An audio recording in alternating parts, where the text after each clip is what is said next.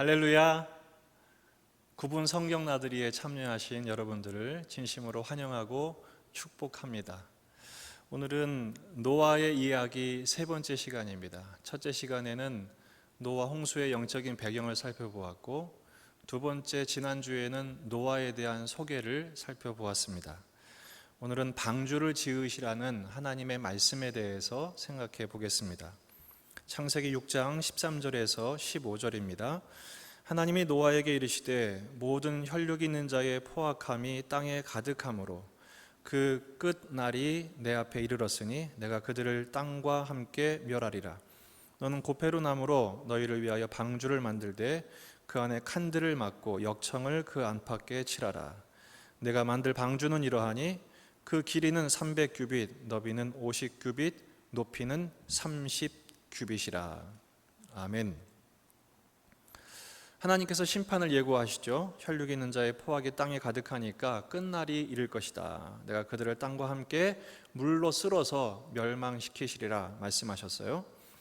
그러면서 노아에게 방주를 만들라 이렇게 말씀하십니다. 방주를 만들라.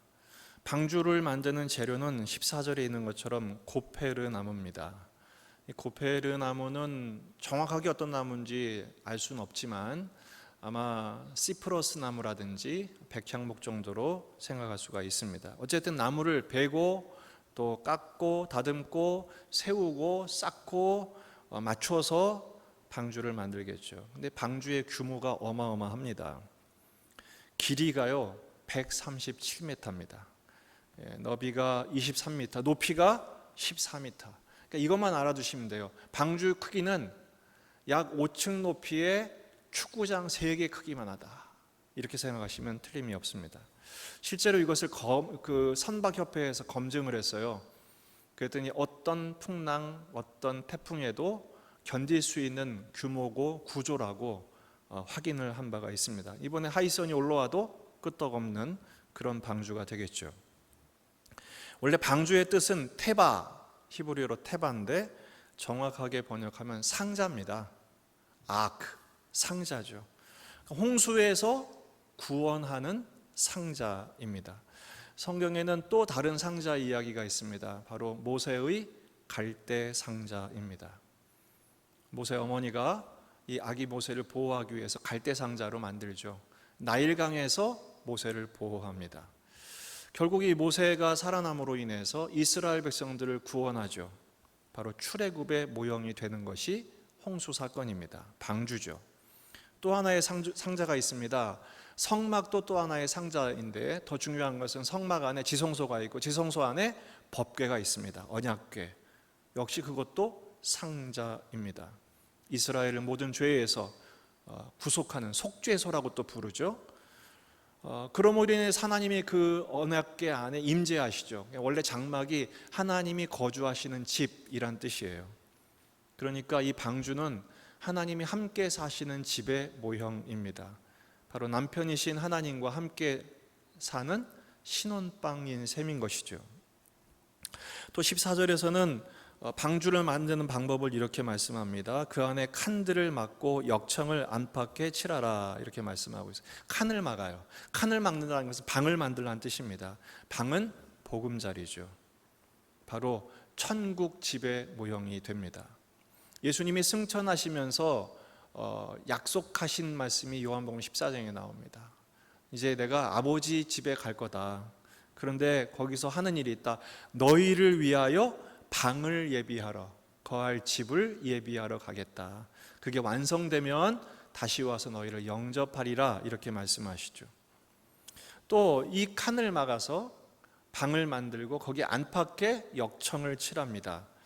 역청을 칠하는 이유가 뭐냐면 방수 작업이죠. 물이 못 들어오도록, 오염되지 않도록 물 침투를 막아주는 것입니다. 그런데 이 역청이 다른 성경에서는 똑같은 단어인데 어떻게 번역되느냐? 속죄라고 번역되어 있습니다. 속죄, 가파르, 바로 덮어버리다. 뭐요? 죄를 덮어버리는 것이죠. 다시 말해서 이 역청은 세상의 물결, 세속의 물결로부터 막아주고 죄로부터 막아주는 역할을 합니다. 나중에 희생 제물의 제사에서 짐승의 피를 이야기하고요, 예수님이 십자가에서 뿌려주시는 십자가 보혈을 상징한다고 할 수 있습니다. 그러니까요, 이 방주를 만들라는 말씀은 단지 즉흥적으로 하신 말씀이 아니에요. 노아만을 구원하기 위해서 주신 말씀이 아니라 죄로 멸망할 인류의 운명을 구원하시기 위한 큰 그림 속에서 십자가를 설명하기 위해서 방주를 지으라고 말씀하신 것입니다. 다시 말해 방주는 요한복음 3장 16절에 있는 것처럼 하나님이 세상을 이처럼 사랑하사, 그러니까 결국 방주는 러브레터인 것입니다. 하나님이 우리를 사랑하신다는 편지를 방주로 설명하신 거예요. 심판받아 마땅한 인간을 구원하시는, 당시에 온갖 죄악과 부패와 포악이 가득한 세상을 심판하셔야만 했지만 그 가운데 노아를 구원하시고 그 후손인 예수 그리스도를 통해서 결국 멸망할 수밖에 없는 인류를 구원하시려는 하나님의 사랑의 표현인 것입니다. 그러니까 방주가 러브레터입니다.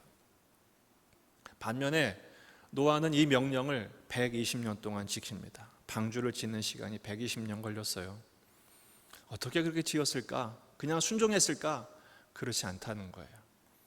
하나님께서 이 방주를 통한 하나님의 마음을 노아에게 설명하시자 노아도 그 방주를 사랑으로 짓습니다. 방 한 칸 한 칸을 만들면서 나무 하나를 베고 그 방 한 칸 한 칸을 짓고 그리고 역청을 하나하나 바르면서 아마 노아는 이렇게 말했을 거예요. 하나님 아시죠? 저도 주님 사랑합니다. 방 하나 만들면서 이게 주님과 제가 함께 있을 신혼방입니다. 사랑의 방입니다. 주님 사랑합니다. 이렇게 방주를 만들었을 것입니다. 원래 노아의 이름의 뜻이 안위, 안식이라는 뜻입니다. 그냥 노동을 안 하는 쉼을 말하는 것이 아니라요, 이 안위는 정착하다라는 뜻에서 와요. 그러니까 노아가 있어야 할 자리에 있을 때 얻게 되는 평안, 안식, 휴식을 말하죠. 바로 방주가 노아가 있을 곳입니다. 하나님과 사랑의 장소. 하나님을 사랑하고 하나님의 말씀을 사랑하여 방주를 짓는 그 자체가, 그 순종 자체가 노아에게는 안식이었던 것입니다. 그래서 히브리서 4장 11절에서는 이렇게 설명을 합니다. 그러므로 우리가 저 안식에 들어가기를 힘쓸지니 이는 누구든지 저 순종하지 아니하는 본에 빠지지 않게 하려 함이라. 우리가 노아의 이름대로 안식에 들어가기 위해서 해야 할 일이 뭡니까? 바로 순종에 들어가는 거예요. 주님을 사랑하여 주님의 말씀에 순종함으로 나의 방주를 짓는 것이죠. 결국 오늘 말씀의 결론은 방주를 만들자라는 것입니다. 그 방주가 뭘까요? 지금도 우리가 나무를 베고 또 다른 걸 만들어야 된다는 것이 아니라 주님과 함께하는 주님과 나만의 시간과 공간을 만드는 것입니다.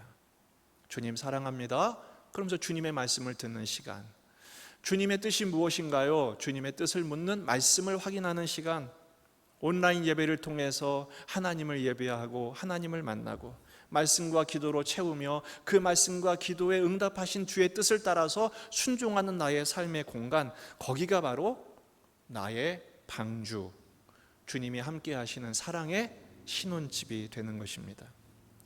노아가 방주를 짓는 120년 동안 세상 사람들은 죄만 짓는 일에 몰두했습니다. 먹고 마시고 시집가고 장가가고.